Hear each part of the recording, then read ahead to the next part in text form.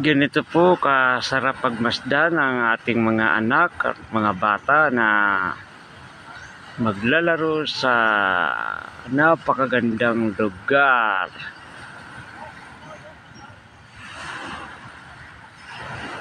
Dito sa Panglao Island, Bohol. Panglao Beach Resorts, Panglao Island in the province of Bohol. Ayan po. Ayan po si Nabibisera at mga yate.